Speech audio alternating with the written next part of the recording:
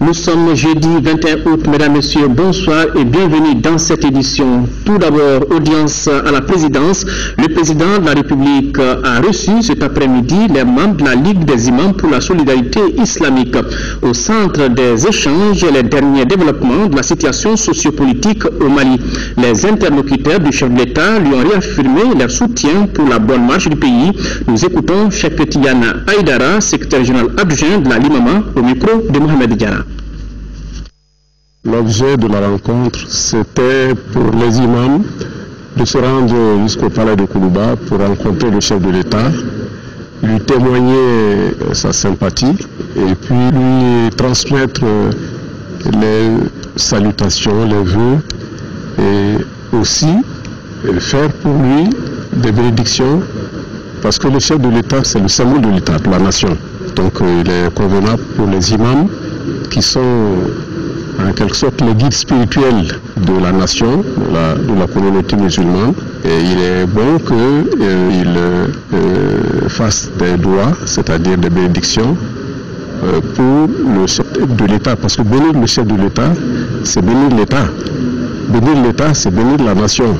Parce que les imams ne sont pas que des imams, c'est aussi des citoyens qui sont quelque part responsables du bien-être, de l'équilibre de la société.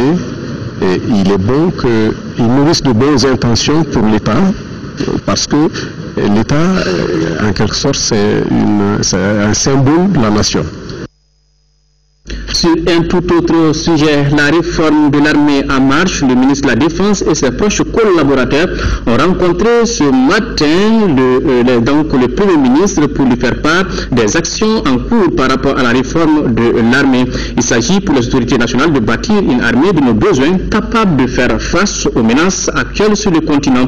Pour plus de précisions sur cette question, écoutons le chef d'état-major général des armées, général Mamadou Touré. Il est au micro de Mohamed Diarra. Le but de l'exercice, c'est d'arriver à reformater les forces armées de sécurité et à lui donner un cadre logique dans lequel les missions seront le mieux exécutées, à terme que les missions, les capacités soient en adéquation avec les ressources dont ils ont besoin pour assumer ce travail. Donc cet exercice de présentation, non seulement de la planification qui a été faite, a été présenté donc au Premier ministre aujourd'hui avec un certain nombre de ministres qui sont responsables des domaines. Alors, cette réforme, comment elle va s'opérer en termes de moyens logistiques? Non, c'est une réforme qui s'inscrit dans un cadre normal des réformes. C'est-à-dire qu'à chaque étape de la vie d'une armée, il y a un certain nombre de menaces. L'environnement change, il faut adapter les capacités des forces armées à répondre à ces menaces en fonction des missions qui sont assignées par les autorités politiques, notamment le chef suprême des armées, mais aussi l'Assemblée nationale et donc tous les constituants. Donc le but de cet exercice-là, c'est de revisiter l'environnement, de revoir les menaces, de voir ce que nous avons aujourd'hui comme partenariat et d'identifier les capacités dont doivent se doter les forces armées pour tirer les leçons d'un passé récent ou d'un passé beaucoup plus lointain, afin que l'armée de la République puisse répondre aux préoccupations des citoyens. Voilà, vous l'avez compris, c'est bien sûr le chef d'état-major général des armées, général Mohamed Touré, qui était interrogé par Mohamed Diarra. Nous restons avec le Premier ministre Moussa Mara, qui a installé officiellement dans leurs fonctions les membres du comité de suivi et d'évaluation du plan d'action de lutte contre la corruption. Ces hommes et femmes s'engagent à accompagner le gouvernement dans la lutte contre la corruption et la délinquance financière en toute impartialité. Nous retrouvons Mohamed Diarra. Voici les nouveaux membres du comité de suivi et d'évaluation du plan d'action de lutte contre la corruption. Ils sont 7 dont 2 femmes. En les renvoyant à la suite de leurs fonctions, le Premier ministre les charge d'une lourde et exaltante charge, celle de mener en toute impartialité les missions à eux confiées. Le choix porté sur vous atteste de votre intégrité, de votre dévouement à servir le Mali et dénote de votre engagement à jouer un rôle moteur dans la lutte contre la corruption et la délinquance financière. Il me plaît de rappeler que le président de la République, son Excellence Ibrahim Boubacar Keïta, a décrété l'année 2014, année de lutte contre la corruption et la délinquance financière. Je voudrais profiter de cette occasion pour vous rappeler que le chef de l'État, dans chacune de ses adresses, revient sur le fait que nul n'est au-dessus de la loi. Donc exercez votre mandat en toute indépendance. Un message bien compris par les destinataires. Et c'est pourquoi ils ne comptent pas décevoir les autorités maliennes. Nous nous engageons à remplir avec honneur, abnégation et détermination notre mission que vous venez de nous confier. Le Premier ministre a rendu hommage aux membres sortants pour le travail abattu. La feuille de route étant tracée, Bourema Alaye Touré et ses collègues ont du pain sur la planche. Ils doivent produire un rapport à la dimension des attentes des pouvoirs publics. Aujourd'hui, premier jour de grève de 48 heures enclenché par l'UNTM et syndicats affiliés. La centrale syndicale, comme vous le savez, manifeste ainsi son mécontentement suite à la non-satisfaction de certaines de ses revendications. Pour plus de précision, écoutons le secrétaire général de l'UNTM. Et pour lui, le mot d'ordre a été respecté sur l'ensemble du territoire national. Nous l'écoutons au micro de Mohamed Diarra. Depuis le matin, nous sommes en contact avec l'intérieur aussi bien que au niveau de Bamako ici, au niveau des différents syndicats nationaux, des sections. Donc la prévision que nous avons faite en la matière, cette prévision a été respectée à 100%. Et l'EDM, cela avait été déjà annoncé depuis le début. Ce qui fait que l'EDM n'était plus dans le projet. Cette façon quand même de faire, nous n'avons pas bien compris, mais dans tous les cas, nous allons tirer les leçons après.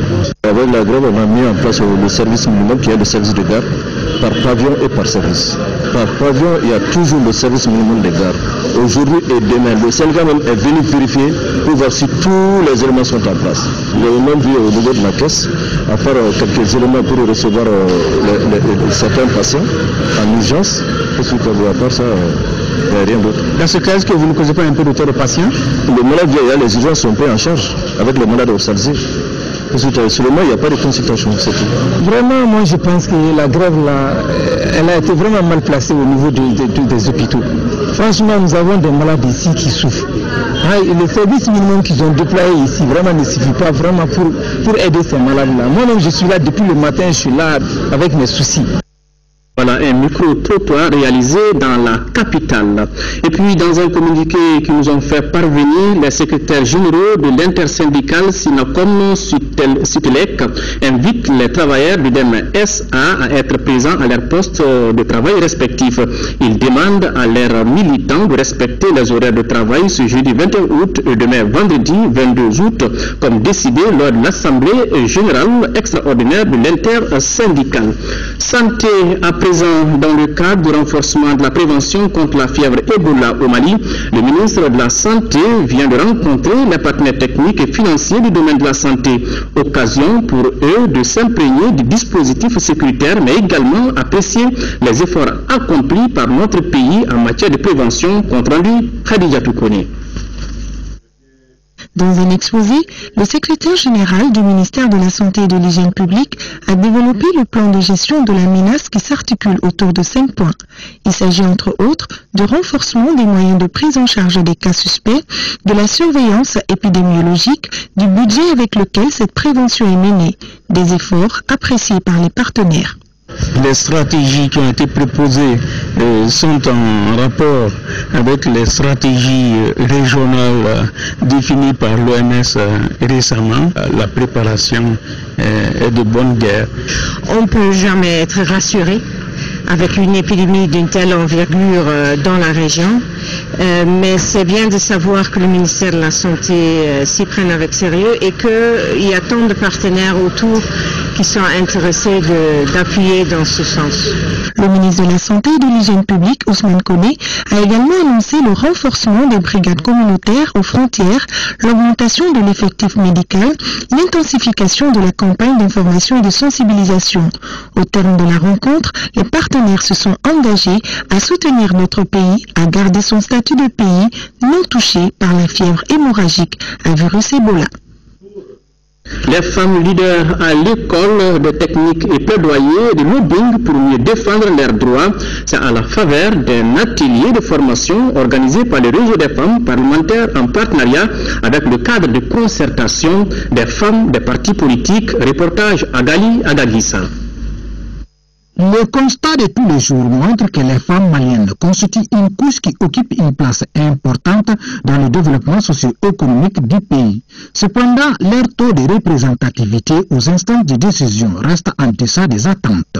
7 maires femmes sur 703, soit 1%, et 418 conseillères municipales sur 10 505, soit 3,9%, 14 sur 147 femmes députées à l'Assemblée nationale, soit 9,52%. C'est au regard de ce tableau que le réseau a organisé cet atelier. Il s'agit de renforcer les capacités des femmes en matière de plaidoyer, de lobbying et de sensibilisation.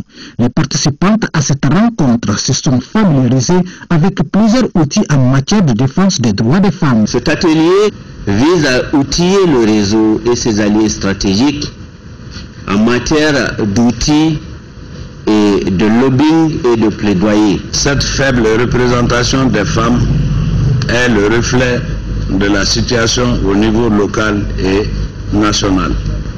En dépit de cette situation, l'Assemblée nationale du Mali travaille à une intégration des femmes députées. Organisé en parfaite collaboration avec le cadre de concertation des femmes des partis politiques, l'atelier s'est tenu avec l'appui technique de l'Institut national démocratique et du PNUD. Après les femmes, les jeunes, la jeune Chambre internationale Mali était à l'honneur aux États-Unis à travers le programme Mandela Washington Fellowship for Africa Leader 2014. C'est un important programme axé sur plusieurs domaines dont le leadership jeune a enregistré la participation de 6 jeunes Maliens retenus grâce à leurs compétences dans ce domaine. Voilà, la jeune chambre internationale. L'ambassadeur du Mali près la République togolaise, Konandji Aïssata Koulibaly, a présenté le 30 juillet dernier au président du Togo, Faure Essima Gnassingbé, les lettres de créance par lesquelles le président de la République, Ibrahim Boubacar Keïta, l'accrédite en qualité d'ambassadeur extraordinaire et plénipotentiaire. L'ambassadeur a saisi cette occasion pour saluer le soutien et l'accompagnement dont notre pays a bénéficié de la part de ce pays frère lors des événements que le Mali a connus. Konandji Aïssata Koulibaly a ensuite présenté ses lettres de créance à M. Christian Adolevan, président de la BOAD.